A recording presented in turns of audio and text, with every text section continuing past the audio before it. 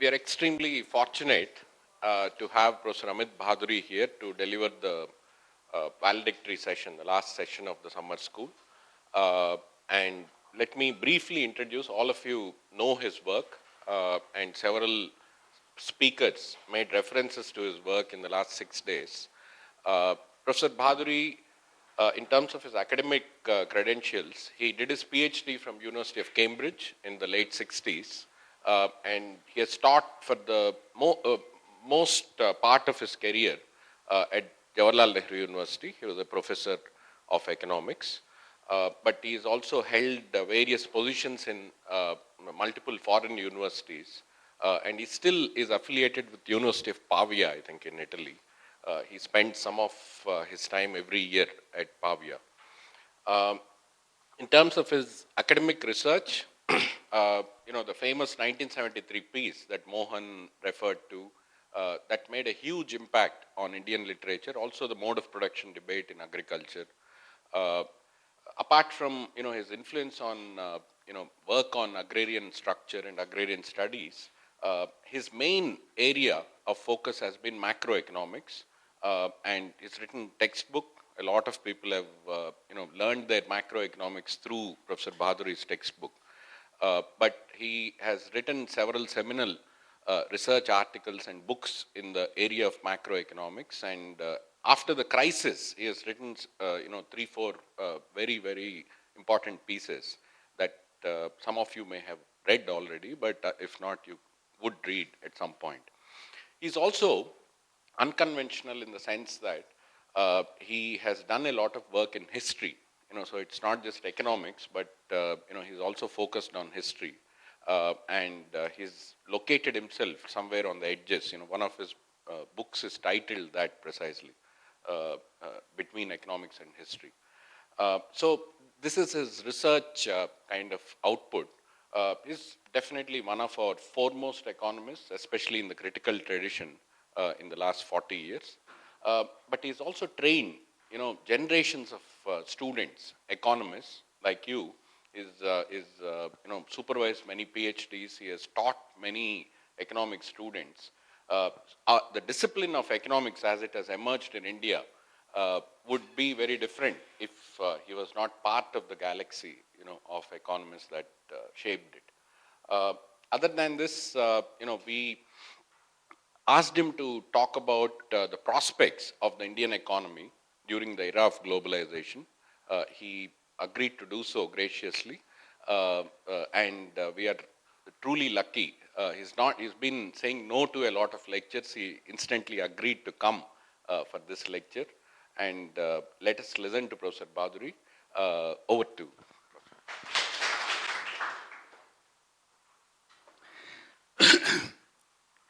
Thank you for a very generous, this I deserve, but anyway, thank you. The topic of what I'm going to lecture on today is a very awkward one. At one level, it is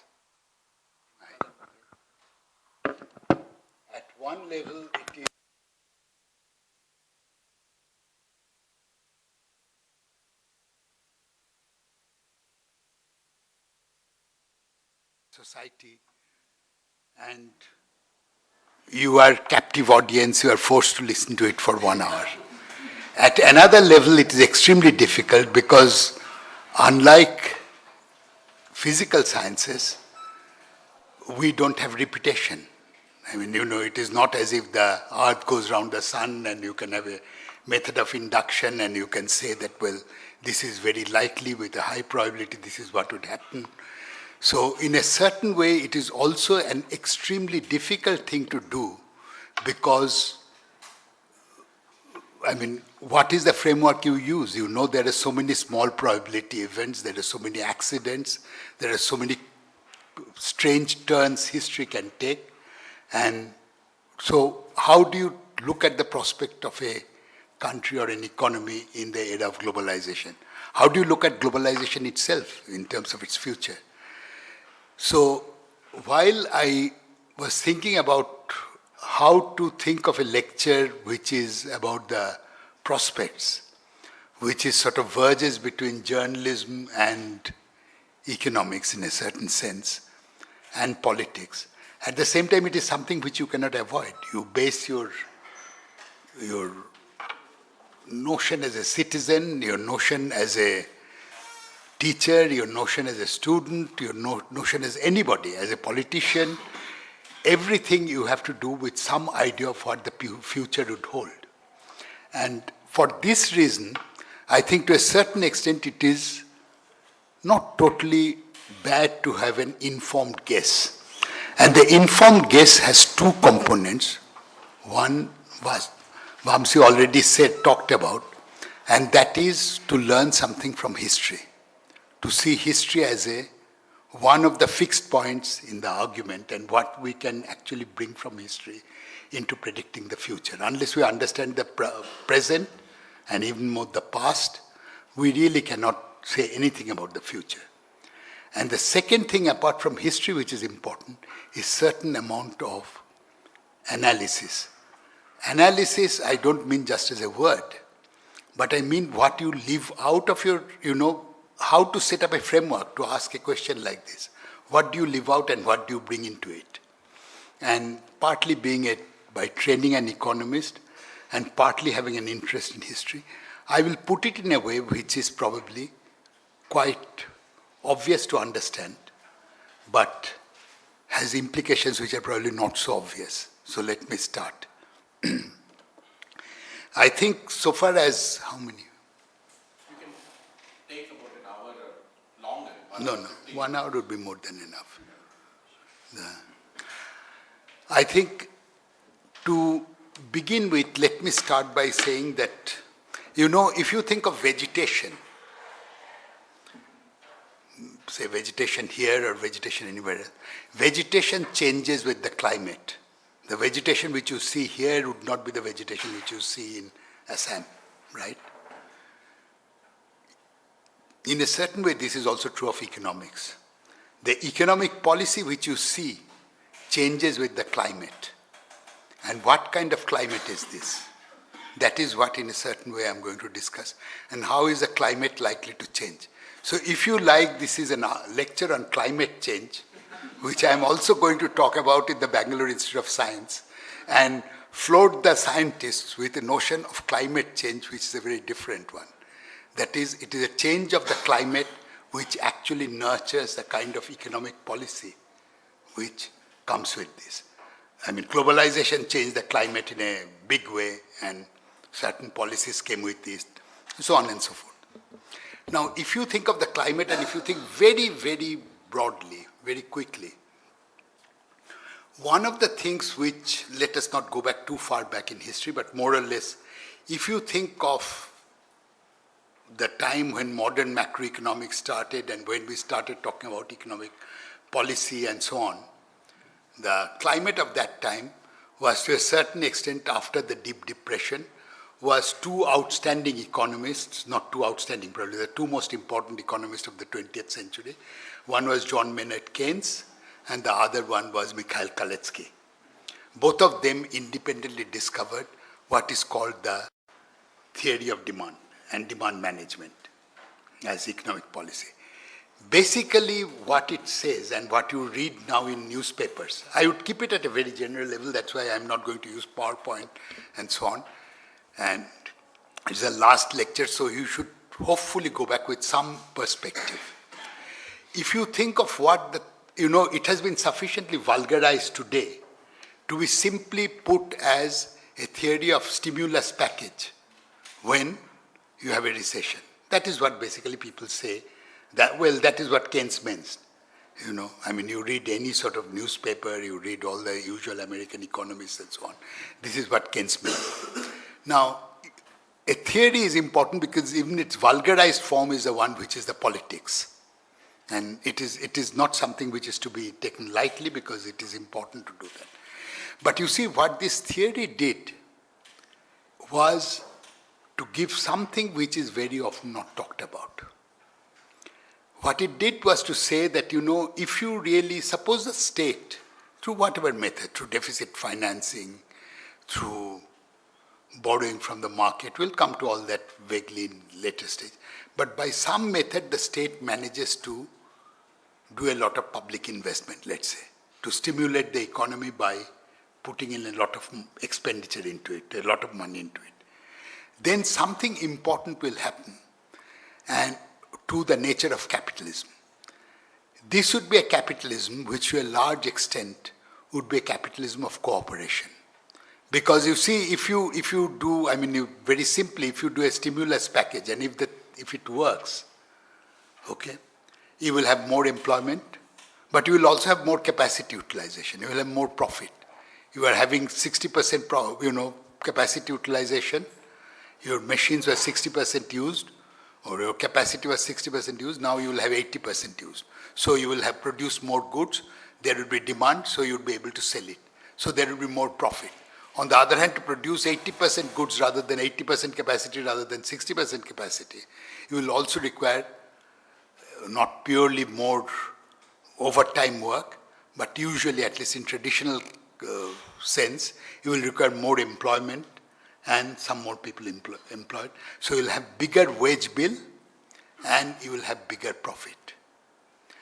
This was basically the idea of cooperative capitalism.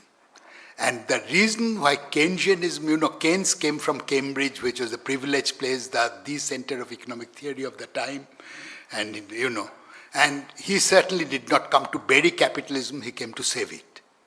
And with his theory, and his theory was essentially a theory which was supposed to show that you will basically have cooperation possible and in a relatively simple way.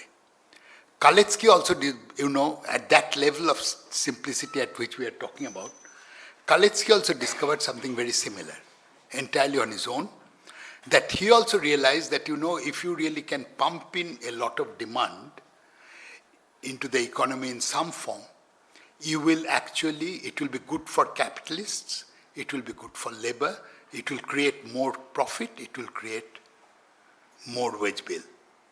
Okay? So, in a certain way, cooperation is possible. He did not deny it, unlike some of the, much more, let's say, traditional Marxist understanding on the one extreme, or much more of the, market-oriented, that everybody is, in any case, very happy and you don't need to do anything kind of theory on the other hand. The very, extreme right-wing theories on the other hand. Both Keynes and Kaletsky, and this was their significance, they both realized that cooperative capitalism is possible, but with one very big difference. And that is why Keynes got accepted and Kaletsky, to a certain extent, not for logical reasons, but for reasons of ideology, gradually became much less known. Because Kaletsky was a Polish Jew who was on the run during the Nazi Germany period. He was first in Berlin and then in Sweden when Keynes's general theory was published.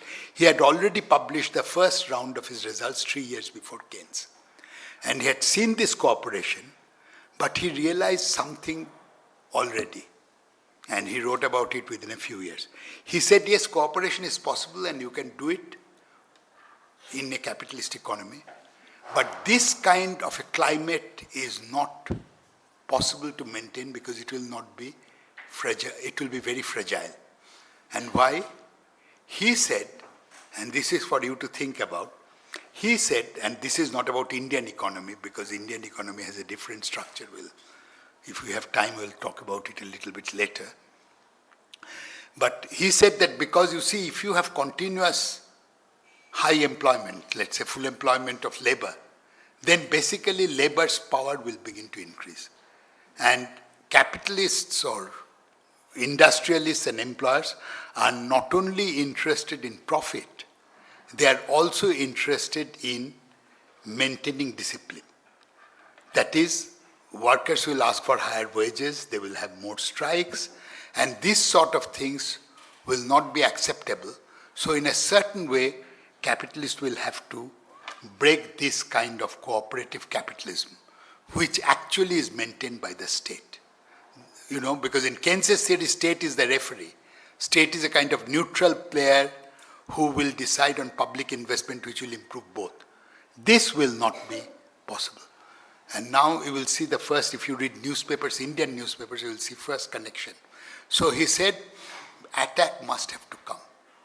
This cannot happen, an attack will come. And already in 1943, when the Keynesian theory was just on the continuous rise, he already started writing about this. And the attack will come in what form? First, in the form of economic theory. And the economic theory would be what? That budget deficit is very bad. Now, today you hear Manmohan Singh, you hear Kaushik Basu, you hear, Tom, Dick and Harry in India and Tom, Dick and Harry in America, and you will exactly get the same kind of reaction. Pranab Mukherjee gets up and says, 5.7% budget deficit, it's horrible for the country. Who told you? There is nothing in economics which says it. It is all contingent on a particular model, on a particular set of numbers which they have never said what it is, on which it might be possible. But there is nothing in theory which says it is IMF has a model which is 5.6%, but on very, very dubious assumptions. I have seen that. That was a model they first developed for Mexico when I have seen it in that form. But what you really require is to cripple the general idea was that the state, and this is where economics mixes with politics, or what you call political economy, that you actually start by saying that this kind of cooperative capitalism is something which the state should not be allowed to maintain. And the first round of, attack, disagreement, dissent from people who do not want that kind of cooperation, that is largely the captains of industry, is that the state should be crippled, the state should not have the right to have this kind of policy to just borrow freely and maintain full employment. Okay? This is where the argument started already. As a matter of fact, there is a great deal of, the only person who did it in the peacetime in Europe was Hitler. Building up his war machinery, he created full employment, and that was the peacetime Keynesianism as a prelude to the war. Roosevelt, who is a great deal, what is called the big deal, Roosevelt actually never allowed budget deficit to increase, and he was mortally afraid of budget deficit because he has all along been told by economists and so on, from Yale and from Chicago and so on and so forth. I have seen some of these letters and so on, that it must not be done. Keynes went and said that, I wish America had a different president who knew a little bit more in terms of what I am saying in terms of economics. Anyway, this is what history was about, that budget deficit will not be allowed to take place. The second element of this, after the budget deficit, became something quite different after the war. That was the fear of socialism. It was a competition between two systems. It started with, I don't want to go into European history, after the reconstruction of Europe, after the devastation of the war, which was called the Marshall Plan.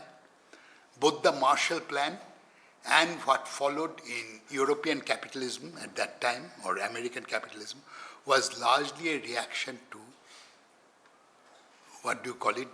largely a reaction to the Soviet Union of that time.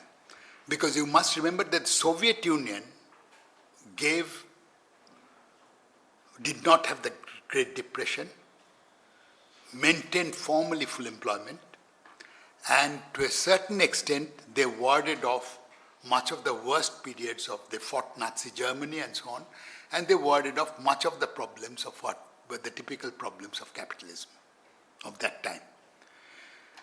And this was, of course, after the war, when Europe was not very rich and it was war devastated and so on. It was a very big, it was a very big attraction for the ordinary working class people to see, this is what is happening in Soviet Union and so on.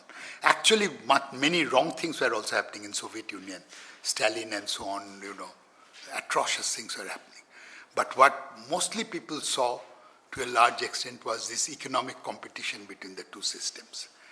And in this economic competition, out of this economic competition of the two systems, was born what you call the welfare state. First the Marshall Plan and then the welfare state. It was already there to a certain extent in Scandinavia. Now the welfare state had, if I have to put it in one sentence, I mean there are many things which are said like welfare state and reaction to it is neoliberalism and so on. But the welfare state had a very clear agenda which was started in Sweden. We will not socialize the Social Democrats' basic ideology was, we will not socialize the means of production, that is the industries and so on, unlike in the Soviet Union, because they had already seen that this was not working very well. What we actually will socialize is consumption. This is something which is quite important. That is, they actually wanted to have a whole set of policies by which consumption would be much more equal. But the control of consumption, that is the production, that is the investment, that is the factories, they need not be, unlike in the socialist countries, in Soviet Union, they need not be under the state. And this was originally set up by the Swedish economist. Actually this was a man called Olin, who was the first one to start this, and Gunnar Myrdal. And then it was taken up in various other countries. It was taken up in other countries just like Keynesianism was taken up and was proved to be largely a right theory because of the war expenditure, which had nothing to do with Keynes, but which has to do with the Second World War and Hitler. Similarly, the welfare state was taken up because of the competition between the two systems. And when countries like India became independent, it was this atmosphere, this was this kind of a climate in which Nehru's socialism was born. Our first 5-year plan, second 5-year plan to some extent, theory of commanding heights. We need not go through all this, but this was a change in the economic climate which now created another round of change in the statecraft, change in the way we think of economic policy and so on, which basically said that to a large extent we will try to, we'll try to socialize consumption, but we'll not try to socialize production. Now, how do you do it? How do you socialize production?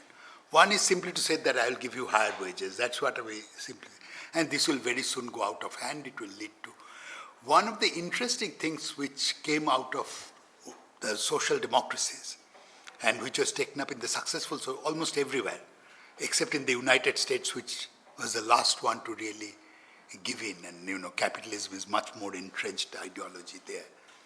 But everywhere else, almost everywhere else in Western Europe, gradually they got something else in the process.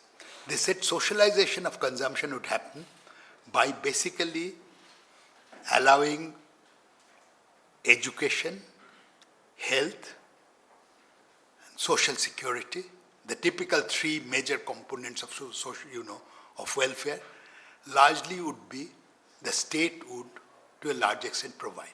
To what extent it might differ. In England it was health, National Health Service. In places like Italy, which started much later, where I used to teach, I don't teach there anymore by the way. In places like Italy and so on, it became much later. It was one of the weakest link in this kind of thing, but it was much later it came that we will give anybody first up to high school and then up to university free education, provided you make certain grades and so on. Now, this kind of socialization of consumption, very soon it was realized it also cannot go on unless you have some control over production. And this was exactly the time when India's first 5-year plan, second 5-year plan, in the global context, because I'm going to talk about, I'm talking about globalization, and it is not only today that you have globalization. It was in that global context, Indian economic policy, Nehru's economic policy, Nehru period economic policy, till I would say till about Indira Gandhi and so on. Nehru period economic policy continued, where basically you were trying to, with very hesitantly, with some, take over some industries, the so-called theory of commanding heights, very strategic industries have to be taken over and so on. But basically the emphasis you said is on getting much more equality in terms of consumption. But it did not work. In India it did not work, and I will come back to this because towards the end. In India it did not work. Our poverty, as you know, remained very high. We need not quibble about the number of, whether it is 40% or 28%. But basically it is very clear that there was a very large and hardcore poverty which continued in India, together with democracy. So it was the democracy part was there, the socialism, social part was much weaker, and the democracy at that stage was a new democracy, and so on, and it had certain amount of aspiration, certain amount of vitality in the 1960s. Now, it was this at which more or less economic theory, even today, if you put it in this background, most economic theory is taught in standard Indian universities. What happened during the first 5-year plan, what happened during the second 5-year plan, what happened in the third plan, so on and so forth. But actually what was at the back of it was the economic climate which said that put emphasis on consumption and socialize only those means of production which are absolutely essential for that. Like it.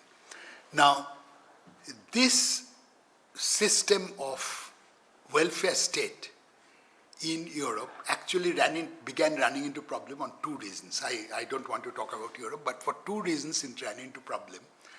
And one of the reasons, which was already particularly in the two countries where labor unions already became very strong. They had a long history and very strong. One was England and the other one was Italy. And the third one was, and the journalists of that time coined a term which is called wage explosion. That is, wages begin to rise faster than output per worker, labor productivity. So with the result, what happens is you begin to shift income in favor of workers. That if you look at national income accounts of England and Italy at that time, and also France till in the late 60s, actually you begin to see a slight shift, not very much, not like what happened in the later in terms of shift to profit, but you begin to see some shift in income in favor of wage. And a lot of state expenditure to maintain health, education, so on and so forth.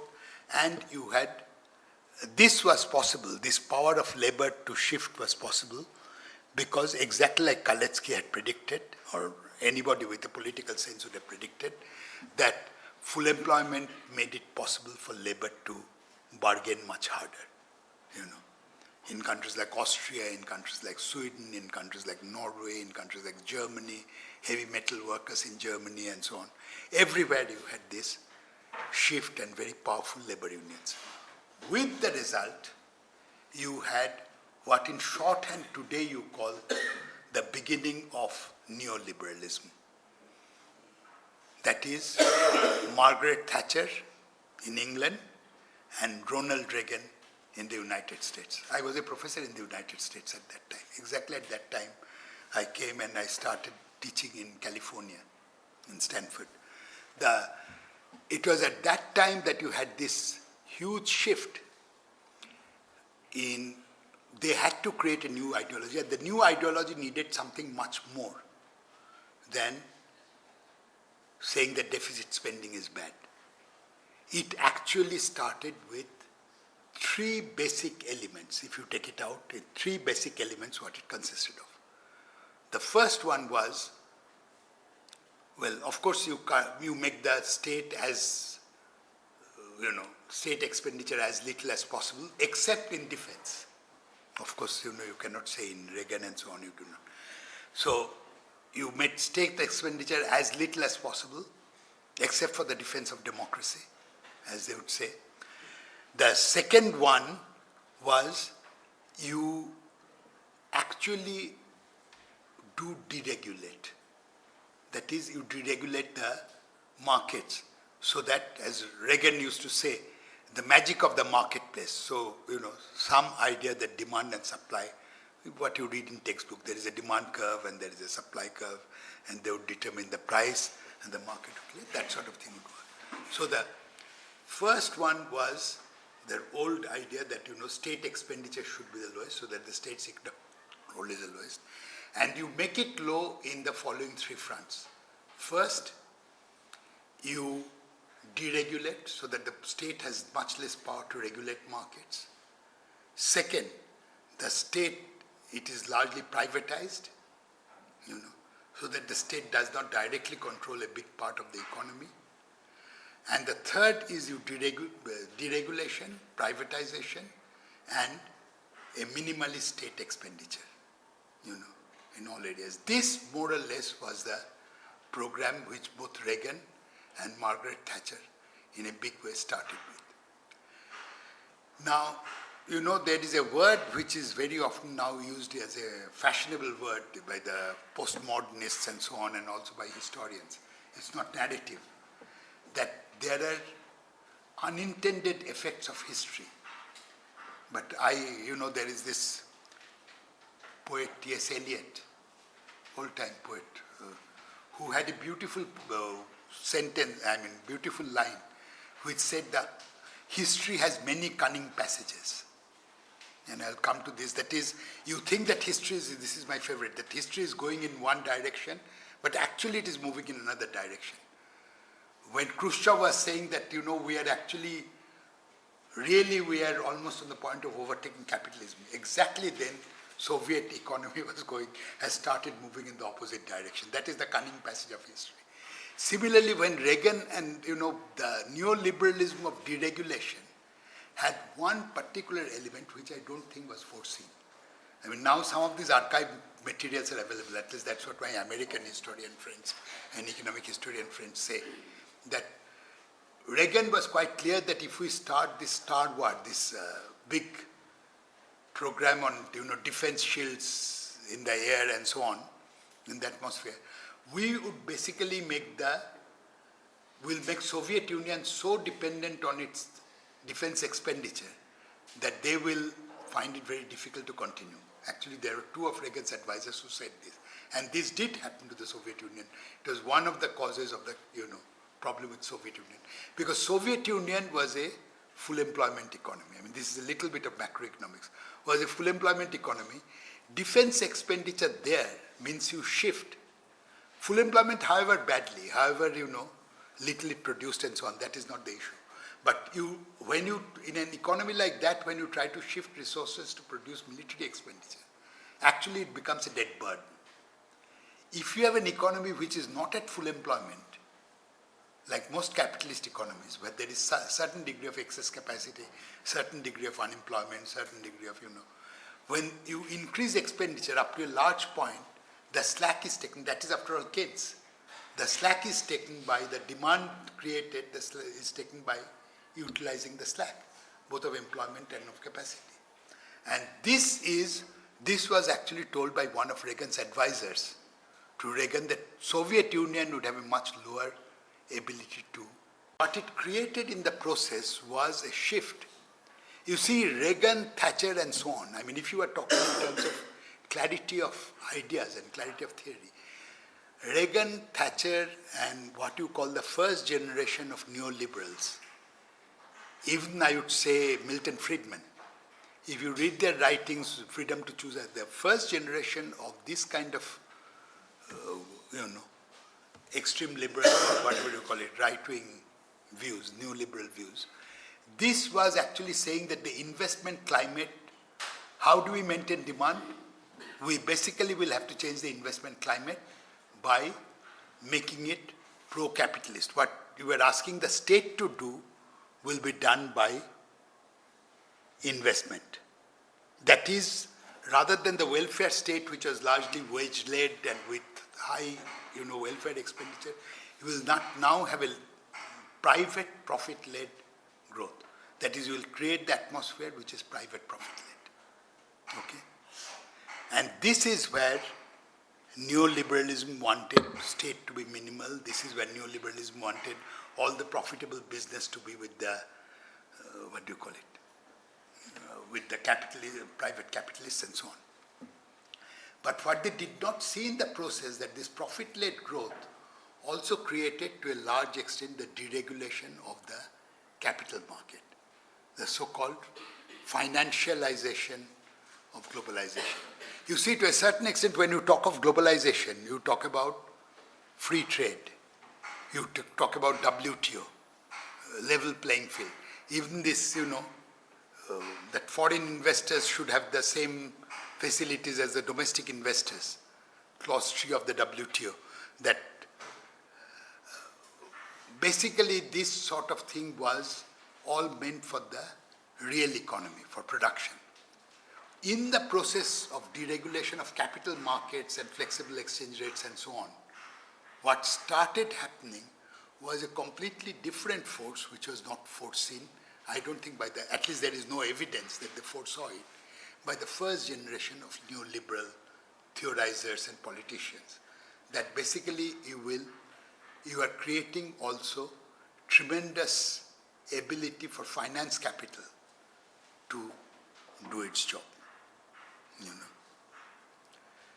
And in the process, the investment climate, so let me just, so that you do not forget the main signposts. The first round was cooperative capitalism and Keynes, that it would be possible just by state expenditure to keep happy the two contending classes. From this, and this was largely during the war, this was proved, that the war expenditure allows this to be maintained with certain rationing and so on. But second round was, in the global system, was when you had the challenge of the competition between the two economic systems, socialism and capitalism, Soviet Union and the outside. And when out of which you got the welfare state, first Marshall Plan and then the welfare state, as a way in which workers should give their allegiance to the system. That was the second. The welfare state period still did not emphasize the role of private capital. From 1973-74, the rambling started, late 60s, early 70s, the rambling started. Then there was an oil shock. We don't want to go into the history. But basically, then you had the third phase, when you said that the investment climate must be changed in favor of private capital, so that they find it useful to invest. And if you now read your newspapers, Indian newspapers, you will see this is exactly what very often is said, not about Indian investors, but both about Indian investors and foreign investors. The later was added with the WTO and so on. I will just give you one example. Many of you might know. The Bhopal gas tragedy, you all know, 1984. You know what happened in 2010? There was a letter, I have it, but I don't have time. I don't want to take it out. If you're interested, I'll give you the exact quotation. It's not published. But you see, from the State Department and then from the World Bank, 2 email came to Montek Singh Ahluwalia saying that, dear Montek, what is this, all this? I hear you want to create problem about compensation for the gas victims. In case this happens, our investment would cool off. These were exactly the words, cool off. Our investment should exactly cool off. And somehow this email got leaked out, and then it created for 2 days in the TV. People said, isn't India a sovereign country? And we all said, yes, India is a sovereign country. And then we forgot about it. But this is what actually is one of the clearest example of one of the worst tragedies, and how government, to a certain extent, or a recent one, POSCO in Assam, there is a blockade and so on. Forget about good, bad, and so on. So Navin Patnaik actually wrote a private letter saying that, I don't think we will take military action against so many people. We'll see how long they sit there, but we'll not take military action. This was Manmohan Singh's pet project. POSCO was Manmohan Singh's pet project. It was with South Korea and so on. And then, soon after that, when Manmohan Singh went to South Korea, in the first dinner speech, he said that POSCO will happen. Because if POSCO does not happen, it will be disaster for India's climate. When Manmohan Singh says, for example, that the Maoists are the biggest security threat, and so does Chidambaram, basically what they mean is that if you really have those areas where you cannot control the natural resources, what would happen to the investment climate of the country? They have a point, whether one agrees or disagrees with this, but this is what was the third generation of neoliberalism. Of the first generation of neoliberalism, when you were trying to create investment climate for investment in the real sector. You require the natural resources, therefore you must have Bastar, you must have Dantewada, so on and so forth. You must have POSCO, you must have the coastlines, because you require, investment for foreign investment to come in and so on. And as I said, Bhopal gas, you cannot really give too much compensation because then investment would be frightened away. Now, this changed to something which I think we are just beginning to cope with. And when he said, I have also written on the current financial crisis and so on. And this is where we have to think of India's future, to which I'll come in a minute. Something changed where the investment climate changed from simply this private profit-led growth where the investment climate would be for private profit. It changed to something else. It changed because it became very clear that if you really allow private foreign investment and open the economy to come in, you do two things. Again, this bit of economics is important outside. One, what you do is, of course, you have to export, you try to export more. Your international competitiveness becomes a crucial variable. But what you do in the process, which is not talked about, is you reduce what is globalization of trade. You reduce the importance of your domestic market. The relative importance of the foreign market increases vis-a-vis your domestic market, right? And the more you give importance to the foreign market, vis-a-vis external market, vis-a-vis your internal market, the more important becomes international competitiveness. So you get all countries trapped in it under globalization. And at the same time, who can maintain international competitiveness? Obviously, the man who is digging, who is making your construction here, he is not the one who will be internationally competitive. It will depend on, what kind of equipment he is given, what kind of company for which he works. International competitiveness means corporations. Okay? Whichever is the nature of the corporation, domestic or foreign. So in one go, you change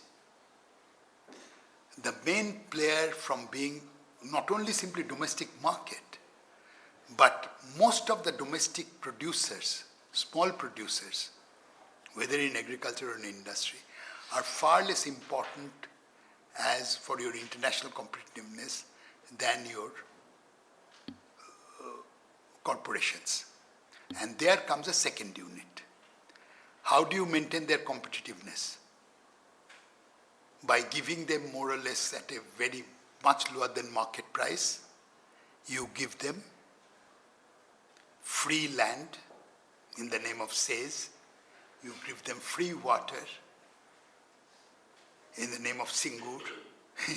I can mention one with, you give them free electricity, okay, in the name of what has been promised to all the Jindals and the Tatas, So I can give you at least rattle of 20 places I have seen myself where you give this kind of concessions so that they are internationally competitive. You do this in India, you do this in China. I don't know about other countries, that you give natural resources at a very, very subsidized state price under various GURBs, basically land-based resources. The other side of this is, of course, you create your own Frankenstein. That is the people whose land you take over, the people, the coastal people who lose their livelihood because as traditional fishermen and so on. What are they going to do? They are not going to be enamored by the fact that 20 years later there will be a factory, or there will be investment. And this is where you see the problem. You know, I just before coming here, I came back from Uttarakhand. I was there for quite a time, almost a month. And 138 water projects, like I think very soon is going to happen in Arunachal also. Projects have been stopped because of local public agitation. They can't, all the projects have been stopped, and now the government has said that we are going to stop all the water projects. Because you know, the water was going to be diverted to industry. You will make a dam and you will divert it to industry. And local people know what it means. In any case, these are mountainous areas, are short of water and so on. So they have said, over our dead bodies. And so actually, it is not, in the near foreseeable future, it is not going to take place. What is not going, what I wanted to tell you is this way of trying to develop. I'll come to the financialization in a minute. This way of development, this way of that I will give cheaper national resources or subsidized national resources to private industry so that their investment climate is maintained. And in India, it is even more important because we have poor infrastructure. It's very difficult to compete internationally, international competitiveness. So you do all this by giving free resources and so on. This method of development, I think, has reached a dead end in India, has almost reached a dead end. It is in different form in different areas, you know. I mean, what has happened, but in a different way. This is your generation, not my generation. I think we'll see increasingly happening. And you should know the economics of this. You can make up your mind. You can be on either side of the barricade, as they say. But you have to know where the fight is going on. The fight is going on because on the one hand, you want to have this kind of international competitiveness and development, which requires a Tata, a Jindal, a Ambani, and so on, each one of them to be given, Premji, each one of them to be given cheaper natural resources and land. And on the other hand, what you have is the other side of this. That is, if you do it by simply taking away the livelihood of people, they cannot take it. It is as simple as that. They cannot take it because, you know, you are not going to live for the next gen. You know, what will happen after 10, 15 years, even if something happens. You have to live for 15 years. Your children have to live for 15 years. And this is where in area after area, people say, well, tell us, what shall we do? What is this? So this model of development, I think with India's crowdedness, enormous number of people, with India's already, you know, the stage of development which has happened, the kind of capitalist class we have, the kind of, I think this model of development has become quite unworkable, whatever you do. I'll come back to it in a minute, implication for democracy in a minute, in a very different way than you see, and corruption. But the other thing which happened, and this is the last phase, which is still just unfolding, which started from the early 80s in the major industrialized countries, but now it has traveled to South Korea, everywhere else, is from this, you know, creating an investment climate for production, production by corporations to take place, you got a lot of footloose finance capital, portfolio investments. Now, what does it do? It does two things. The footloose investment on the one hand makes you feel, so long as money flows in, it makes you feel very good because like in India today, we have an, you know, we import more than we export. So we actually are still in a foreign exchange continuous deficit. But it does not look like that in the globalized world because a lot of money is parked in India, right? A lot of money comes in, and this is what was started in 1991 in a big deliberate policy. This we know. And a part of this money actually is a little bit long term, that is over something like 30 to 40% according to the Reserve Bank. 60% of this is footloose, that is, it can quite easily go out of the country. Now, this creates for all countries, the old-fashioned social democracies, for new, for countries like India, a little bit less for China, which has been a continuous export surplus country, but certainly for India and several other countries, it creates a very special kind of problem, which is, deficit financing which we started, or any kind of government action on welfare and so on. If the financial sector says that it is not something which is desirable, how would they say it? They would simply say it, they don't have to do anything, they will just say that, well, we don't keep the money in stocks and shares traded in Dalal Street. We'll take this money out and it will from tomorrow, or not tomorrow, from next minute, it will be traded in London. Now this flight of capital will immediately begin to bring down your rupee, begin to bring down your stock prices and so on, and beyond a point you cannot do very much. Today in the world, the latest statistics says that foreign investment plus all the foreign exchange which you require for international trade in goods and services add up to just about 4%. It used to be a little bit less than 4%. The last figure I saw is 4.1%. It adds up to just about 4% of your total foreign exchange transactions.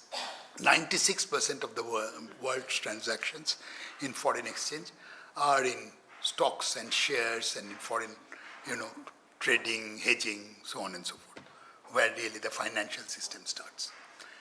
But this power of finance means that you have to keep it happy.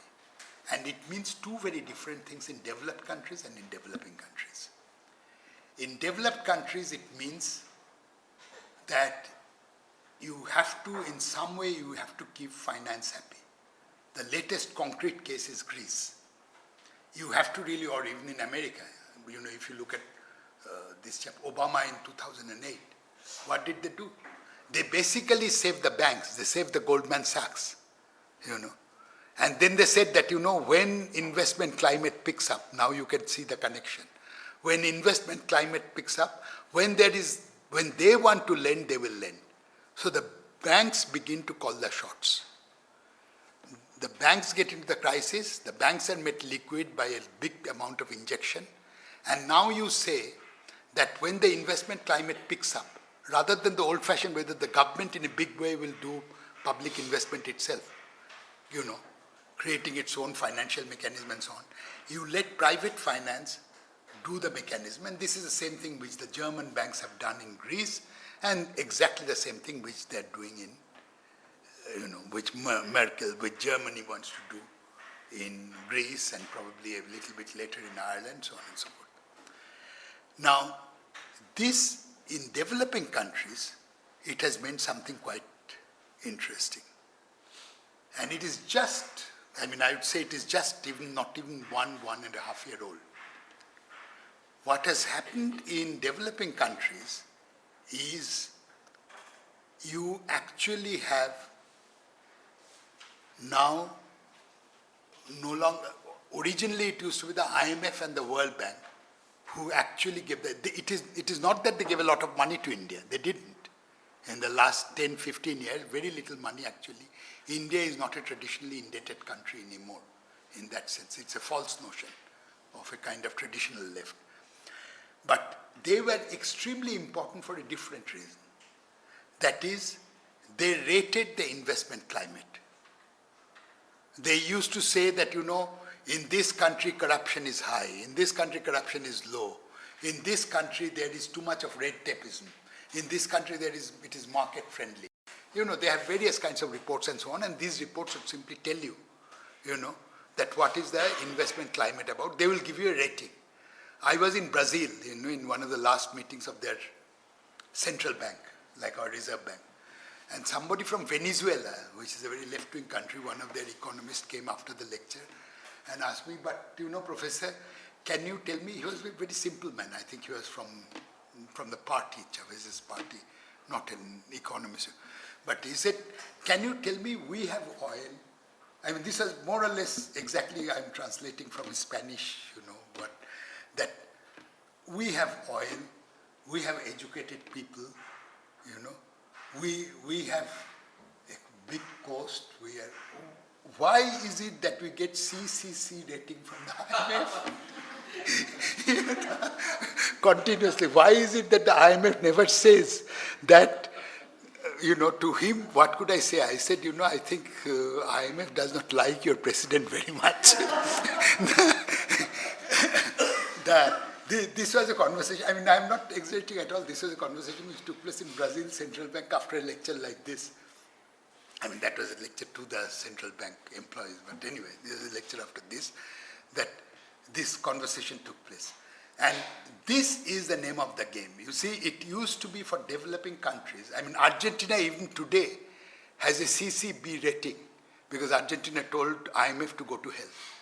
Basically, when it was, even today, I mean, even though they grow, their, exports is high, like most of Latin America, unlike India and so on, this rating very recently, until very recently, and whether you can get foreign, whether Manmohan Singh or another minister, finance minister would be able to attract foreign capital to park in India, depended to a large extent on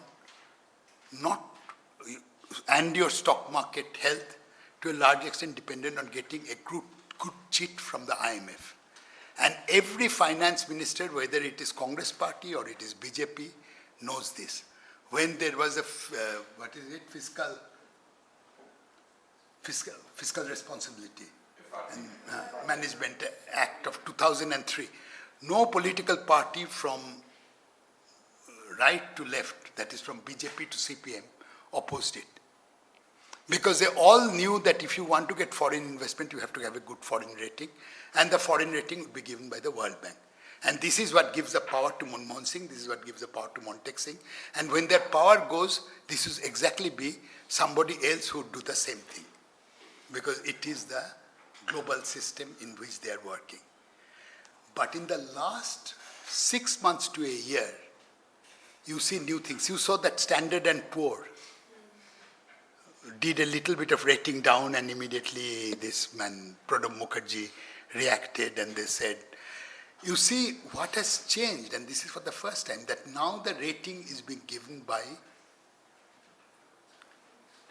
private rating agencies, who earlier used to rate, maximum they used to rate the sovereign risk, the risk of investing in a country. Now they have gone and they have started rating democracies. That what the democracies are and so on, it has come to that level. That they say that democracy in Greece is too fragmented, which means there is too much of opposition. So it cannot be, so you get a rating which is low because your democracy is too fragmented, so on and so forth. But this brings me to the main question on which India's future will depend, and on which I want to spend just about 10 minutes. I still have about 10 minutes, and I'll finish. And this is, I mean, I have written it. I'm not in the minority of one, but I'm one of the few people who have written on this. I've already said the original model of development, and this is very good if they really try to think in a different way about development in a place like this and so on, or anywhere, because I think really it has, it has really hit a barrier which it cannot cross. And it is not only people like me, it is also people who work on the ground, on Narmada and so on.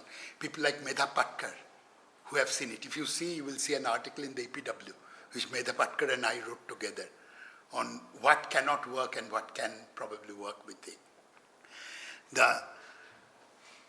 Because it is all from our actual experience, even if our politics may be very different. But what has changed now is this credit rating by the private agencies about democracies and so on. What kind of democracy gets a good rating? If you ask this question, I think we'll begin to see India's future which is not a very, which I cannot speak with a great deal of enthusiasm about unless people like you begin to see this. You see what has happened, and now I can link up the whole lecture very simply. You started with investment climate has to be good for corporations. It's a very simple argument. You require investment climate to be good.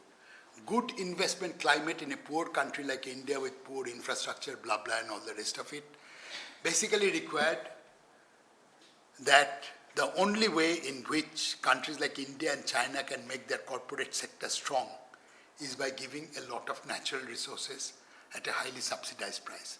Land, water, coastline, mountain, forest, common land, all this has to be given relatively free. This is not the tragedy of the commons. This is something quite different. The tragedy of the state in creating the commons. Okay, so you give all this over to the private sector at a lower price with the view that you want to be internationally competitive. Okay, in the process, you have created a lot of finance capital which can completely destroy your investment climate otherwise. Say, for example, today you begin to have a big run on the rupee, and everybody believes that the rupee falls to, let's say, to 80. It has happened in many countries. It has happened in countries like France during Mitterrand's period and so on, in a short period. You have a large fall in because a lot of money begins to flow out of the country. And you cannot maintain the investment climate, whatever you do, in terms of the real sector. So you give free natural resources, at the same time you have to operate in this investment climate, where the democracy has to get a good rating from the rating agencies. So what is the game which is being played? And this is where corruption and all the rest of it comes in. Not in the sense in which Anna Hazare and so on talks about, but in a much, much wider and I think much deeper sense. That is, the state follows policies by which corporations benefit in terms of natural resources. The corporations in turn give back a fraction of the favor, a fraction of the money in terms of state funds. Okay? State funds meaning in terms of, to private politicians and so on and so forth, political parties and so on. In Bangalore, actually there is a group, it's called Democracy Watch group. And it largely, you know this? The Democracy Watch group largely consists of people who are old, government bureaucrats, high bureaucrats in the government. There are some journalists, there are one or two economists, statisticians and so on. And they bring out a report. And one of the most interesting things, and they send it to me, and one of the most interesting things which I have seen in their report, some of them are published, some of them are not published. They also use RTI to get information.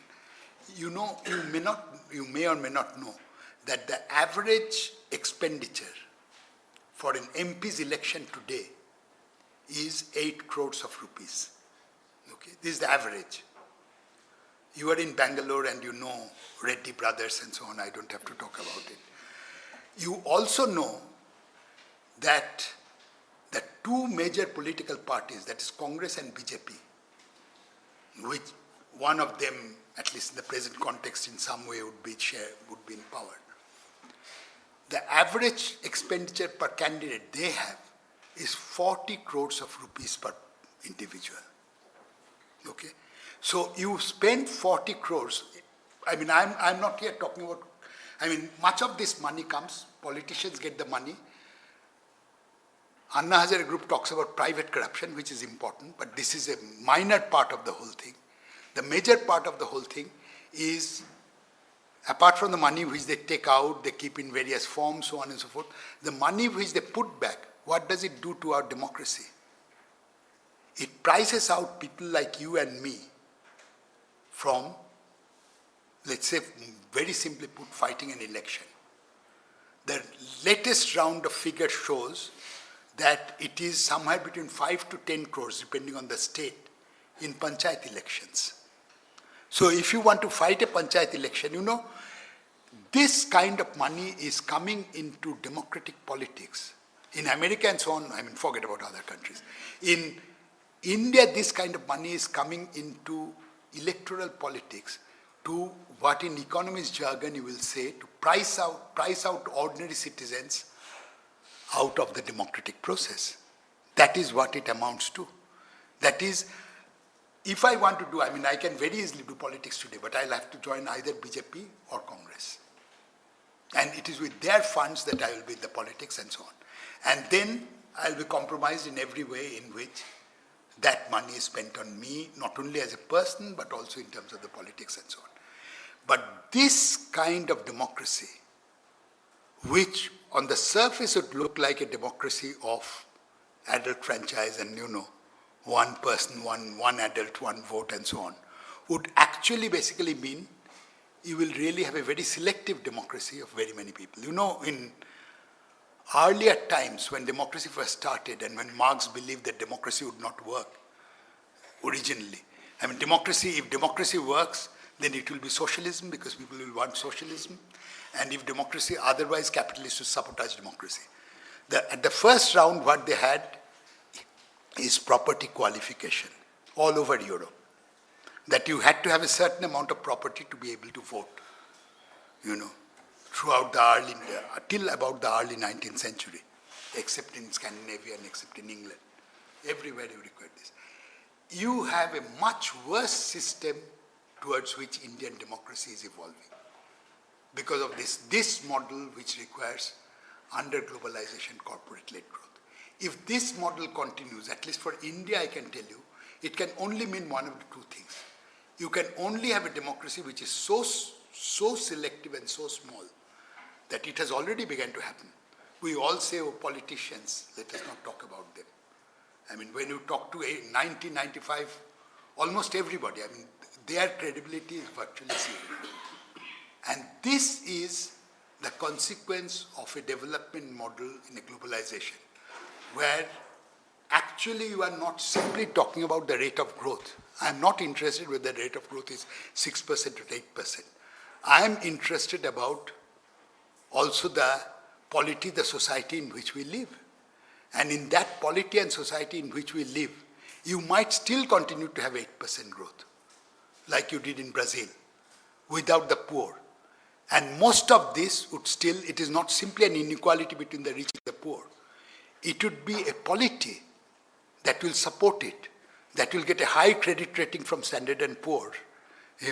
It will be a polity which will maintain that investment climate simply by being able to shut out 99% of the Indians very soon. You look at today, you look at the parliament, you know how many people are there who are multimillionaires? Guess, out of the 546. Take a guess, and then I will stop. Someone said 50%. It is more than 300 people. We declared, okay? Wait. How many, and they said it was, it shows the honesty of the people. It was, and the second one is from the Prime Minister's office. How much private wealth, on an average, of every parliamentarian increased? This is, of course, average. There are a few honest and so on. But if you take the average, how much has it increased? Take a guess. In 1 year. 3 crores. Okay? But at the top, and I must say, Karnataka does very well. At the top are politicians who have made in 1 year over more than 100 crores. In this system. I mean, it actually, Karnataka should be very proud that, and at the same time, you have this kind of a system, of a democratic system, which actually you see it evolving. I could have started this lecture by talking about, I don't want to dramatize, by talking about fascism, whose classic definition is it wants a state under the control of big business. Today, the definition of big business has changed. The definition of big business to a large extent is big finance, which in turn has to agree with the business, and it is the collaborate. If they collaborate, if they agree, then the investment climate would be maintained and the country will do reasonably well in terms of growth and so on. If they don't agree, then you will have a different kind of conflict, which is between finance and industry. That is, people who actually are in real production and people who are in finance. It did happen in India, and Kaletsky used to say, I wrote a paper with somebody called Joseph Steindl, who was one of the closest friends of Kaletsky. And Steindl said, and in our paper we even wrote, I said we must put this in. When we are criticizing monetarism, its politics and so on. Steindl said, you know what Kaletsky used to say when we were in Oxford, that is when Steindl and Kaletsky were in Oxford, that is during the war. He said that, you know, Keynes got accepted because Britain had gone back to the gold standard and then humiliated and left the gold standard.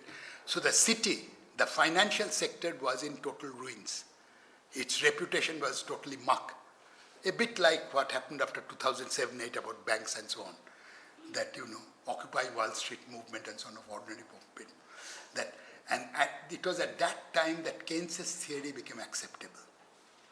Because finance could not, so industry's interest that employment should be created and so on coincided with the government's interest, because the city of London was totally discredited after talking about the gold standard and the being forced to leave the gold standard. I had hoped that the 2008 crisis would create a new turn in that way. And the first article I wrote like a fool was to say that this would be our chance. Just like many people who started the Occupy Wall Street and so on, you know, including people like Chomsky and so on, who are much more well-read, much more well-known and so on. We all thought this will happen. To a certain extent, there is a good chance. But actually what has turned out to be the case, at least for the time being, that there is no way financial capital shows that it can disintegrate. But the problem still remains without taking industry along with them, whether they can survive. Because after all, what is finance? I mean, what is money? It is claims and counterclaims created. Without the real economy doing well, without, you know, you can have higher stock prices for some time, but you cannot exactly eat money. You have to buy something with money to eat in various ways. And this is where I think in the coming 10 to 15 years, we'll see the conflict. I hope we'll see the conflict. And I'll stop by here.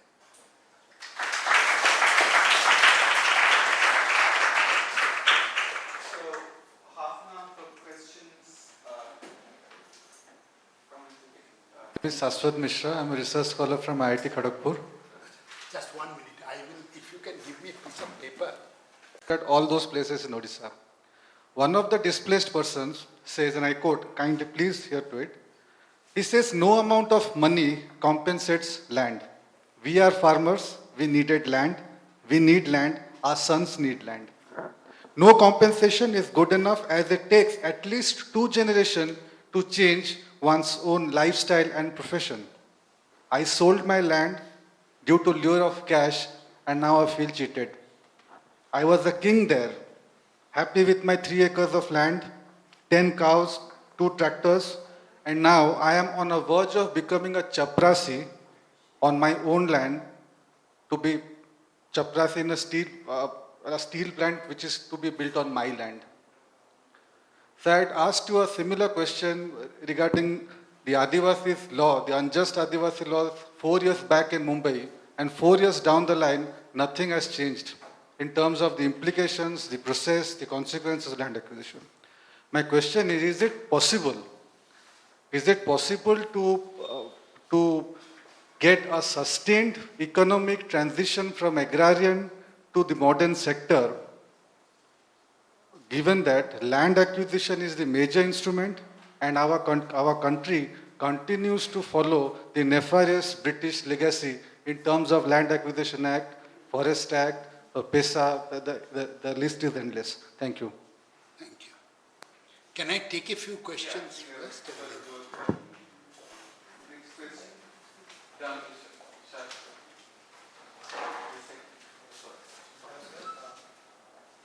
I'm Shashwata from University of Hyderabad. Sir, I have a question on See, as you explained, we saw a change in the development model from a state, welfare state, from a market-oriented thing. I was just wondering, whenever there is a change, uh, if it is in a more of a democratic system, quote unquote, there has to be some process of legitimizing the new regime. So, was it is the growth now a legitimizing factor? Now, if growth is the legitimizing factor, at least so far as the developed nations are concerned, it was doing much better, I guess, in the welfare state era. And that's the first thing. And the other question is little different. You say that every happening has its own historical context, and we have to understand it at that level and that context. I was then thinking, then how do we understand theories? But I think there is some theories about any development theory or whatever. But what I think is, I want to know your comment on this. I think we can find some sort of a pattern, even maybe, those historical contexts are different. So what I'm saying is some sort of a pattern, even within the chaos. So I want your comment on that. Sir, I'm Uma from Center for Development Studies, Trivandrum. Sir, when you talk about international competitiveness, you have mentioned the role of private corporates, but and you have also mentioned small part of small producers. If I'm considering small producers are playing an important role for maintaining this international competitiveness of private corporates. For example, if I'm taking especially textile industry, as you know very well that these small producers are producing a very quality product for large producers. Is there any way or policy can improve these small producers to help or improve the competitiveness themselves instead of going to them in the indirect way? Vikhar Ahmed, I work as a journalist with Frontline. Over the past week, some of the lectures have been very interesting, and a question has constantly recurred, and I've raised it outside the class as well. It's been shown very clearly that Indian democracy has deepened and it has become more widespread. Groups which were not voting regularly are voting, and groups, say, who benefited most from reforms and the neoliberal regime are voting less. But they tend to benefit more, whereas people who are participating more widely in democracy seem to be suffering.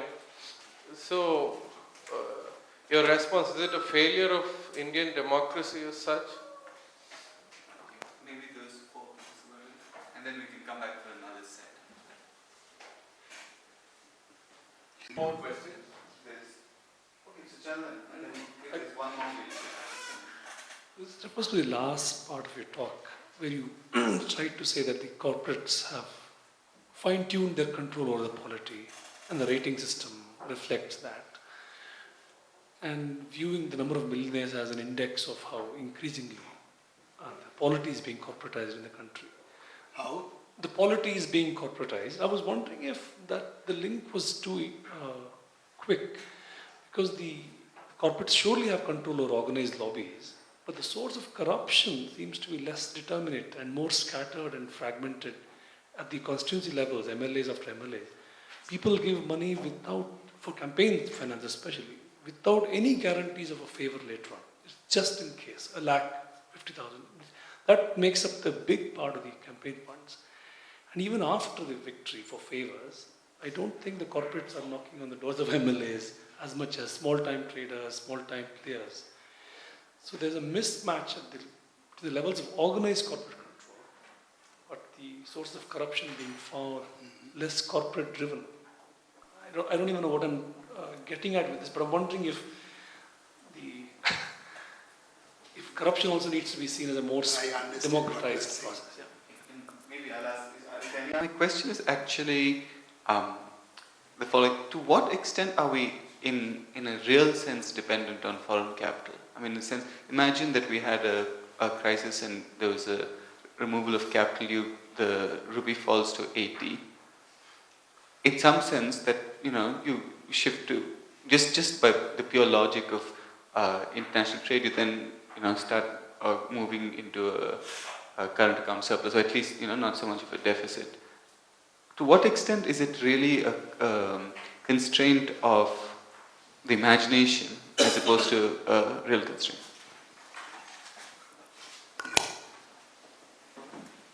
Time may be well, my knowledge is limited, as you know, so many of the answers may not be to your satisfaction, or many of my reactions.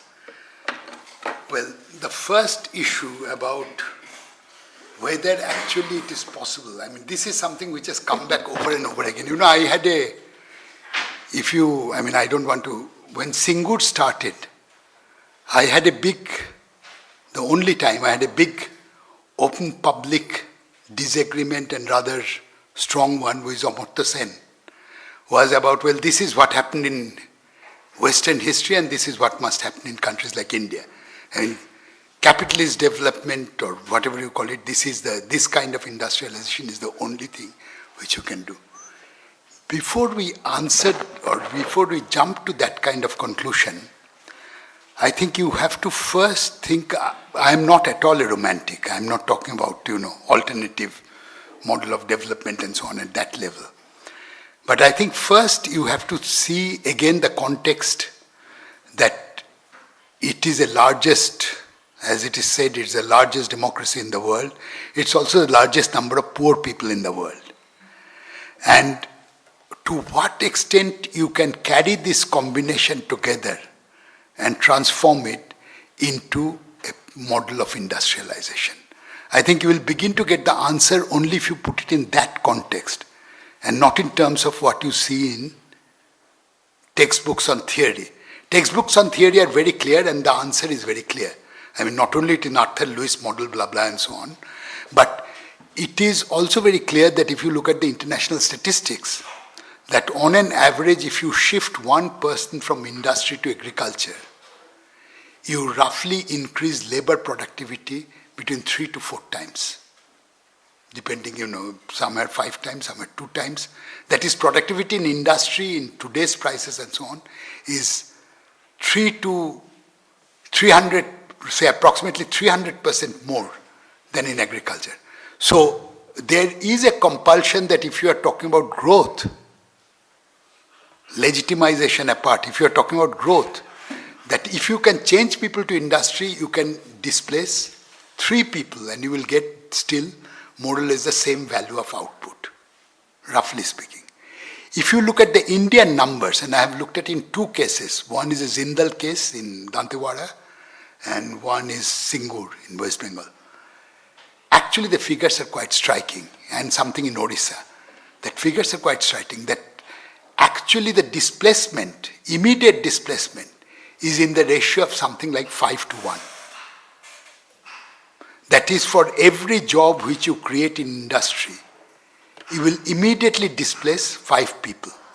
After that, depending on what you do to the environment, what you do to the river around and so on, you might make it worse, you might make it better. I mean, we can only speculate about this. But the immediate thing is, roughly speaking, from the data I have seen, nobody else has done. It would be an excellent piece of empirical applied work to do. That actually somebody in JNU is doing a PhD. Well, I'm still emeritus there, so somebody is doing a PhD with actually trying to see what this proportion is. And there is something like, looks like a proportion somewhere between 1 to 4, 1 to 6, 1 to 8. Depending on IT industries and, depending on what industry you're talking about. You have a very large range, but almost decisively many more people would be displaced than gained.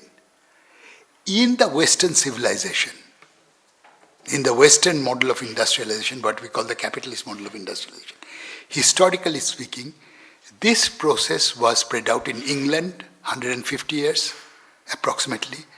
Germany, somewhere between 80 to 120 years from the Ruhr Valley. France, if you live out the south of France, even in the north, it took something close to 100 years. So you have a time scale which democracy would not allow you. You see, this is a fundamental, when I At one level, I'm not simply saying that, well, these are corrupt people and democracy is going and so on. It's much deeper than that. You cannot fit what in physical sciences you call time scale of a problem. You have a time scale of a problem. I mean, you see this kind of industry, it's a very obvious point. I don't see why people like Omoto also didn't see it. That you actually require a much longer time stretch to have done this. Even with, even with imperialism, even with foreign resources coming in and so on. But whether it is in West Bengal, a Buddhadev Bhattacharya saying it, or whether it's Ratan Tata saying it, or whether it is somebody else saying it, you see, this time scale does not match with the time scale of the livelihood of people in a democracy. Because you will just be displacing too large a number of people. Apart from the cultural reason, apart from whether their standard of living is much higher or lower, You gave me an example, I'll tell you, I can't stop. Can I take, I just tell you a story. The first time, this was, 2006, 13 tribals were killed in Kalinganagar. Right after that, not right after that, 5-6 months after that, I went there. And the main person who was the leader of the local organization, he was underground. This is a much more dramatic answer to your question. He was underground, but through a local journalist and so on, we met at night in some place. He came. He is an educated person, he is a tribal person and so on. And it started with various kind of... So I said exactly the same question. But the Tatas want to come in, the Jindals have been there, there is an industrial estate here. So why don't you agree? After all, what life do you have? It's not a great life and so on. So he said, the last time when people are displaced, they're all related, there's a kind of tribal kinship system. So 609 people were displaced, if I remember the number, 9 or 19. 600 people were displaced from this area. And when they were displaced, 110 of them, we know more or less where they are, and the rest just disappeared. Some went to Bhubaneswar, some went to here, there. We don't know where they are. They have gone outside the kinship system. We have no idea whether they arrived dead and so on. So I said, what are they doing? He said, I had gone in a month when it was very hot and so on. He said, it was blockade, They had blocked so that the police could not come in and so on, their food trunks and so on. So he said, haven't you come to the road where you have seen the people, the women breaking stones? So I said, yes. He said, these were the people who have lost the land. The people. And the stones they are breaking, he told me, this is not my... He said the stones they are breaking is the stones with which the road is being built through which the iron ore would be taken. That is, they are now facilitating the movement. But you see, these people, what life would they have? I even told this story I was right after that when Singur, Nandigram and so on was saying. On the BBC I told this particular story, what industrialization are you talking about? Because you have to make sure that people have a certain amount of livelihood. I'll come back to it, how this might be, at least a starting might be possible in India, but let me leave it there. The Western model, I'm sure, is, to use jargon, time scale wise incompatible, apart from consumerism, apart from all the rest of it. Time scale wise, it is not compatible with a poor man's democracy in India, with this kind of a democracy. I don't know about China, and I think that is the real issue, which either you have to distort your democracy sufficiently to fit it into a time scale of, much shorter period, or like China is doing, or you have to simply, cook the democracy in a way so that you maintain the democratic form without the content, which I was saying. I'll come back to this. At the moment, alternative livelihood is not possible in this model at all. If I have time, we'll come back to this. This is this is exactly the thing which has bothered me. It is true. The main legitimization of growth, if you look at the TV and so on, is of course precisely that, if we have 9% growth, it will legitimize. But of course the answer is whether it is 6% or 9%, it will depend on how the incremental output is distributed. Right? It's as simple as that. And there is no evidence, even in terms of official statistics. The poverty line you can play with in many ways and so on and so forth, as relative income inequality is concerned, or consumption inequality is concerned. There is virtually no evidence, at least I have seen, that it is decreased over the period of time. So in a certain way, if you give at the top 20% growth, you will give something like 3% growth at the bottom. And this certainly will not legitimize your political system at the best. And in the worst cases, people who are more or less outside the market, like the tribals and so on and so forth, they will not be touched. My personal eye impression, which I trust much more than, and I travel hell of a lot in India, is really, I think if you take the lowest 40% almost anywhere, except I'm not very sure my thing would hold in parts of Punjab, but it will hold certainly in Tamil Nadu.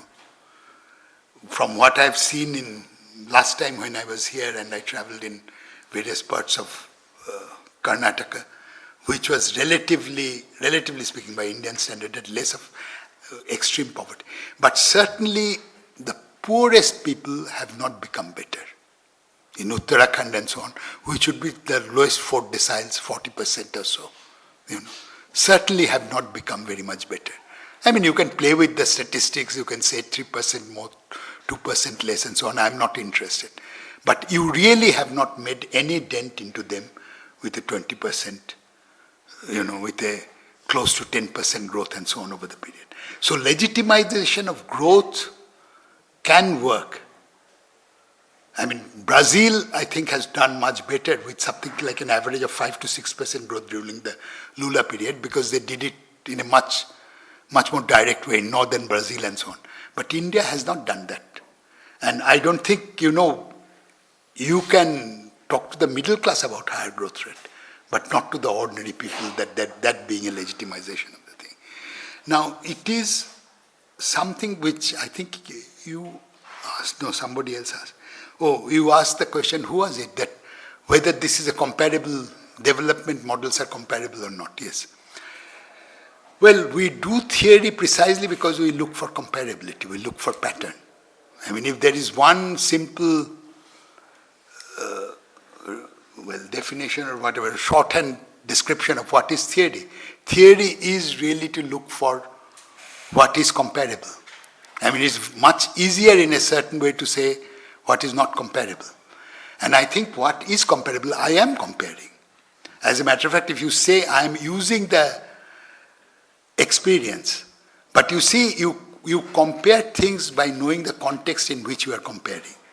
You don't compare by taking it out of. One of the problems of economic theory, the way it is taught, not only here but everywhere, is as if you can take it out and it is largely context free.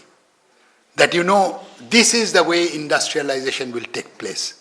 Because Mr. Lewis said this is the way industrialization will take place.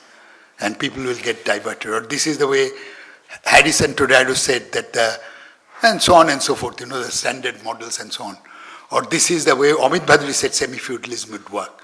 But none of this is true.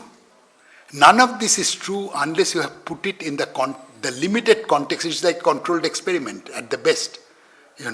That it is in this context it works. And when you change the context, you must know, you should be able to say that the theory will not work. That is where your maturity as a social scientist comes in. Any fool can learn a theory in any subject.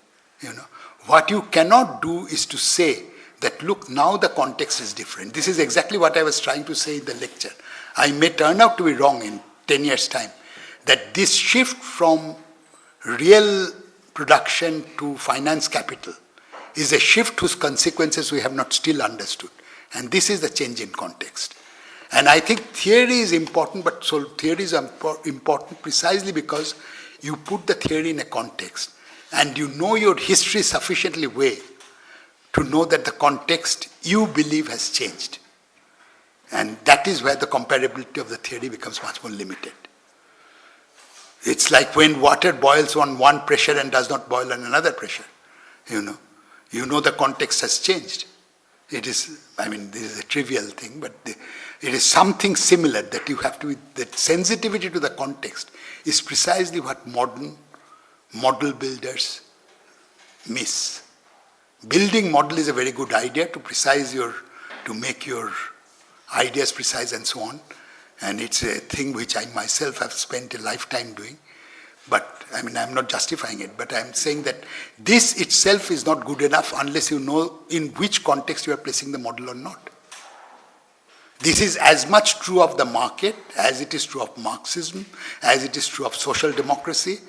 I mean, I have heard idiots talking about social democracy in India as if it is Sweden. It doesn't work. Yes, it's,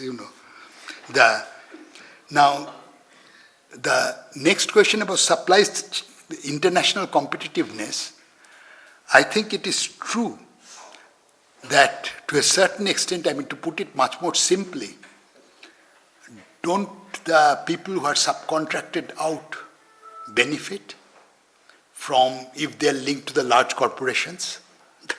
That is the question, I understand. You see, I will only give a very partial answer because I don't think I can give a full answer. One of the reasons why people are so sensitive to foreign investment, I mean, if you're a businessman, if you're a corporate person, what is it that makes you so sensitive to foreign investment?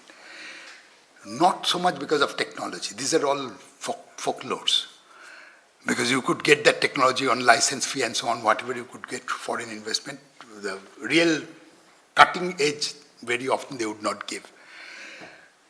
But basically, with foreign investment, you entered the international supply chain.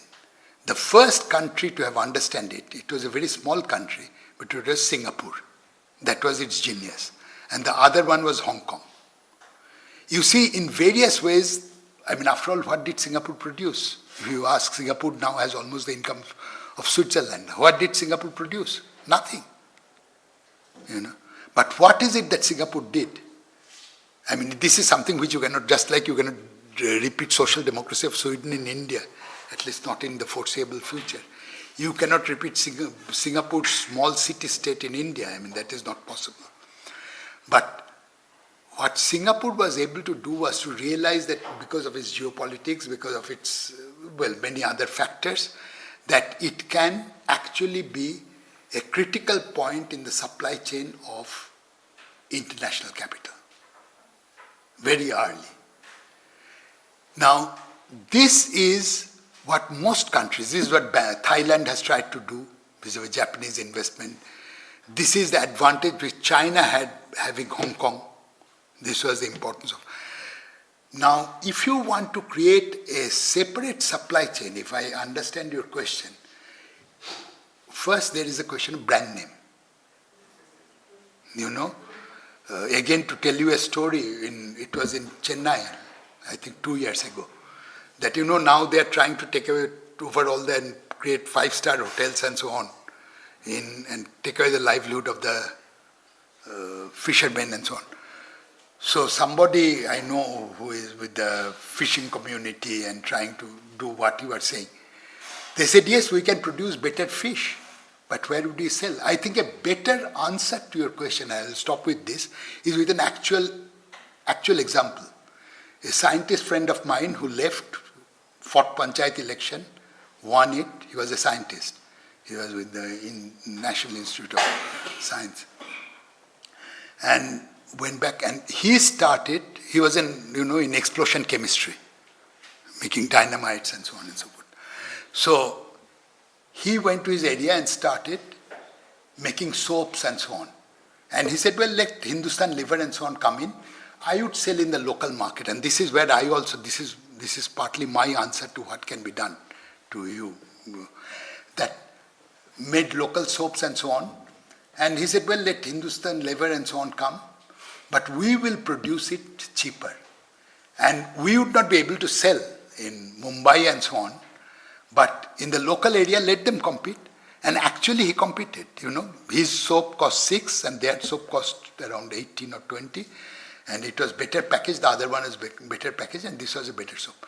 Then he went to, before the 2G scam and before the change of government in Tamil Nadu, just before that he had gone, and he said that his area was, his name is Ilango.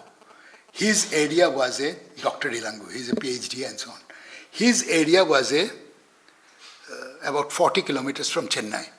And he had gone to the DMK government, to the chief minister, the then chief minister, saying that, sir, please don't take this over for sales. I can make the challenge that we will produce for the whole city of Chennai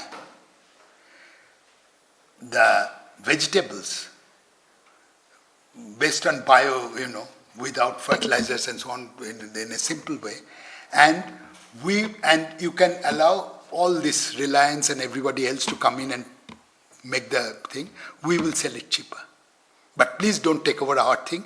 We will beat them on grounds of our transport cost, on grounds of the fact that we would not store storage things. We have a whole local network. The precise answer to your question is local chains are possible.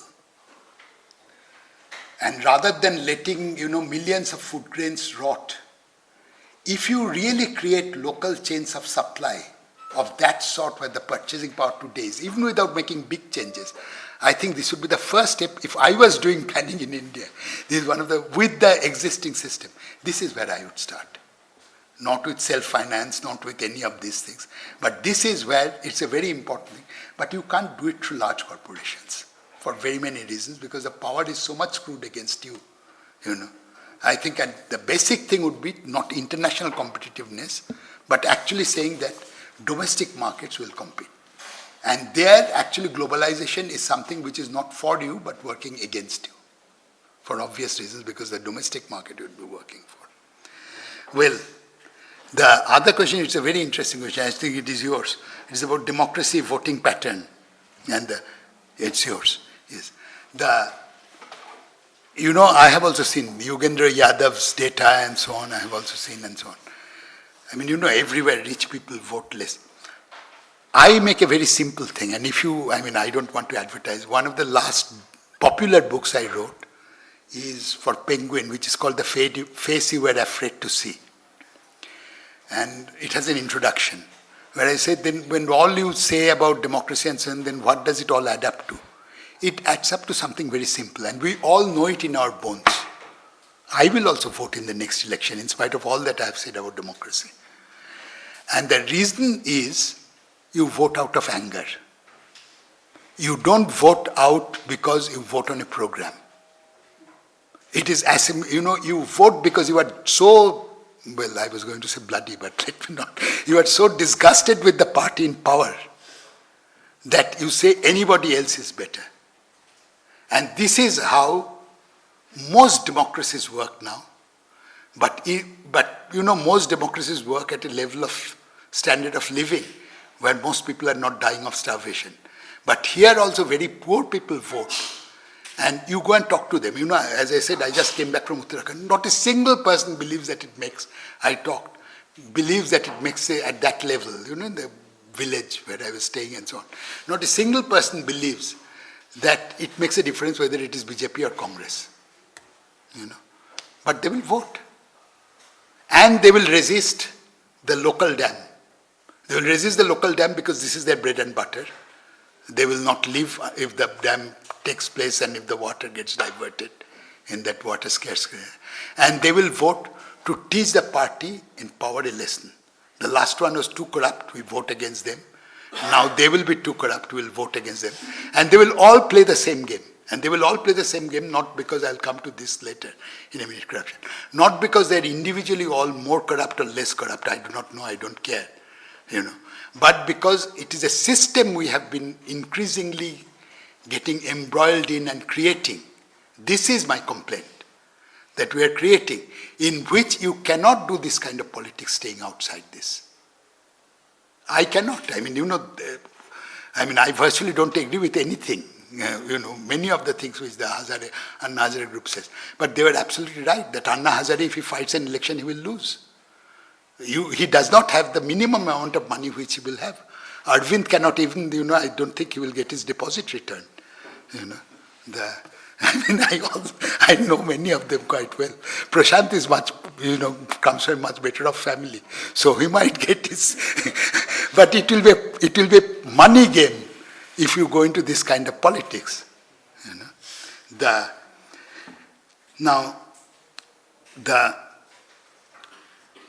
This is partly brings me to the question of corruption, which I have. You see, I think one of the basic, let me talk about current Indian situation, and because politics, corruption and corrupt politics is not going to go away in the very near future. Whatever people say, Jan Lokpal, yes or no on the, as a law. You see, the basic mistake which this group made, I'm not talking about that politics, strategy, tactics, so on and so forth, but there was a very simple mistake which this group made in the beginning. And that was not to make a distinction between policy-induced corruption and corruption which you and I face in the daily life when we want to get something simple and so on. You see, they put all the corruption together, even though they put it in different schemes and so on, they put all this corruption together saying that, there should be one grand design by which it should be done. If not, then you break it up in 2 levels and so on. But it is all part of the same conceptual scheme of corruption. This is where actually theory is important. Even theory of corruption is important. I don't mean in the sense of what is taught as political science in America now, but in the real sense of, or political economy. What is his name? Avijit Banerjee, my former student. Not that kind of theory, but actually what you require is something much more concrete. That is, you see, if you look at, if you look at what is his name, if you look at, for example, the coal scam, whether Manmohan Singh personally is corrupt or not is not important. He was making the investment climate for the country. If you think of, forget about, what is Chidambaram's personal background. But when he says that, we must, as quickly possible, we must get all the natural resources out of the ground. He is talking about this kind of policy, this kind of model and so on. And this corruption, and they are willing to do many things for it. This corruption is policy-induced. You make the policy, and very often the 2G, even a big part of the 2G, not the larger part, is a policy-induced corruption. You do it this way because you want the investment climate to be better. This will make it much clearer for you to understand corruption of this kind. And this corruption has very little to do with whether personally a person is, you can hold him as has taken money or taken favor or not. Then there is the other kind of corruption, which, it was your question, that where the small, so-called pit-level corruption, when you want to get somebody into school, to the hospital, so on and so forth, the kind of corruption which we all meet on a day-to-day basis. It is true that corruption is that is a deal between the first one is a deal between largely between the corporations and the politicians, with a give and take of the type I was saying, and 40 crores needed for election and so on. The second kind of corruption, you are quite true, right. It even does not require many of these policies, but it requires something which is different. That if you really shut out, if you go to a country like Japan, if you go to a country like England, even if you go to a country like America, these are extremely corrupt country at the level of politics. You ask anybody. Everybody knows how corrupt the high politics is. But for ordinary, the second kind of corruption is much less, which agitate people like you and me, and which also agitates people like Arvind Kejriwal and Kiran Bedi, because they see it all the time in their presence. But their mistake is the thing that the two, maybe that was implication of your question, that see that there is no link between the two. There is a link, and there is a very obvious link between the two. And that very obvious link between the two is that if you really keep your higher level democracy working like this, in a poor country like India, then you have to find a mechanism by which you can completely delink it from the lower level. You see, well, let me not mince words. When the Reddy brothers make money, okay, in all kinds of ways, they are actually also giving it to the truck drivers. The truck drivers are giving it to the police. But at the same time, they are getting it for somebody much higher up, and you know who is allowing them to do this. The political system is corrupt at the top, and they are allowing the corruption to filter. That to separate the two out is something which to a large extent Western democracies were able to do. We don't have the time to do this here. We have not been able to do. And this is where I think, unlike all the others in the team, in the original team, Anna Hazare, who is a much more down-to-earth and is a, his own background, doesn't speak English and so on and so forth, he immediately saw this. And he said this, I don't agree with them, but I went, they all are my personal friends and acquaintances and so on. And he said it even before coming to the stage. He said, "Ye kya ho raha hai? What is going on?"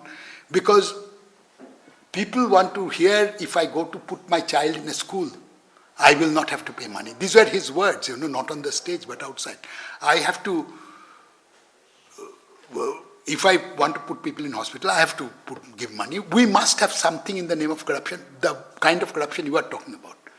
But he would have never seen, I don't think even today he sees, though he vaguely talks about, of course, politicians are corrupt because they take money. And they do take money, they put it in Swiss bank, they do this, that, many things. But even today, they are not willing to see very clearly that a big part of the corruption is the corruption policy induced. And the corporations which get this now, they, to make their profit, to keep their profit on, they don't do it only through production. Because a very big part of this they get through their natural resources and so on. And the other kind of corruption is not totally separable from it. And it would be, if they really want to do an administrative reform, their style, they should really see to what extent they can keep a wedge between the two, between the so-called low-level corruption and high-level corruption. They try. When this, very recently, I don't know if you saw, that these hospitals, the doctors, who was taken to task and who was thrown out? The boy who was doing the, it is a peon. So you actually hold the lowest level person and you throw him out. That India does do, but that doesn't seem to reduce corruption for the reason that it is much more linked to the system. Well, the last is a more dependence on foreign capital, and I will stop. You see, dependence on foreign capital, to what extent it is we are prisoners of our own imagination. I think I personally think that you have to decompose the question a little bit. You see, if you think that you have to be in an export-led growth, international competitiveness and export-led growth, I think you are extremely dependent on foreign capital. That is, if you really want to grow in a globalized system, you have no choice. If you really think of a more domestic-led growth, domestic demand-led growth, I think you have a considerable amount of choice but what would it mean? It would mean actually to a certain extent that you will move away from this model of industrialization to some extent. Because this model you will have to bring in and you will have to do, I would not talk about it now. Basically, you have to have a much more decentralized model. In the supply chain, what I was talking about, I wrote a book called Development with Dignity, you will probably find, where the whole argument is basically about how you can do it with the domestic market through employment guarantee. At that time, I was with Jean Drey's, and I was naive. I thought this sort of thing could work. So we visited the MPs, we visited the Prime Minister, we visited all sorts of people. But this is something which, if you really keep a centralized state-led model, I think basically what the future holds is state-led models of development in developing countries with a lot of poor people, and I will stick my neck out, has very little future. Under whatever name you say it. I am not anti-state and I am not an anarchist. But I think, state-led model basically means large dams, large industries, really local people will do it on their own, but under our guidance, like the panchayats in Kerala, which I saw, that they all wait until somebody from the party comes. This sort of thing will not work. Not only for a communist party, but for anybody else. I think, the sum of this lecture, which it is leads to that if you really to have democracy is like, you can make your definition. But I think what you really will not have is a reasonable degree of legitimacy, where people will say, yes, this government is good enough that we do not disassociate ourselves from it, and our only role is not to show our anger. That will require basically a way of developing where you actually depend much more on local initiative. And the first task of this is to say what can be locally done and where you should not. For example, natural resources on which I talked so much. I mean, you have a law, as you know, you have PESA, you have the, fifth schedule of the Constitution, so on and so forth, on which you can simply say that, without local people's consent, we would not do it. All right, the country will grow at 4%. But the country will be much more, the poor people will be much less against arms. And very soon they will see if the other model is true, where they have given over the land, they have developed much more. Why don't you let the competition work there?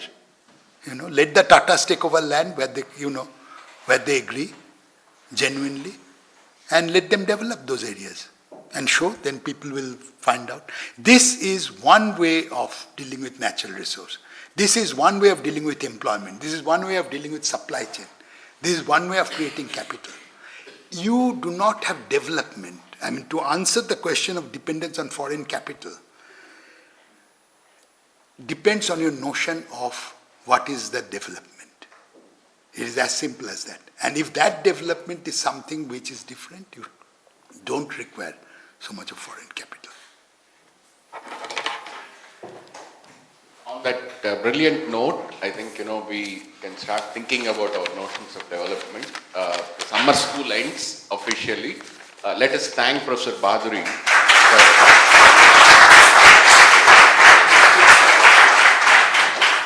Couple of quick announcements. We'll have a lunch, for about 45 minutes. Then some of you will leave, I think. Some of you are booked early.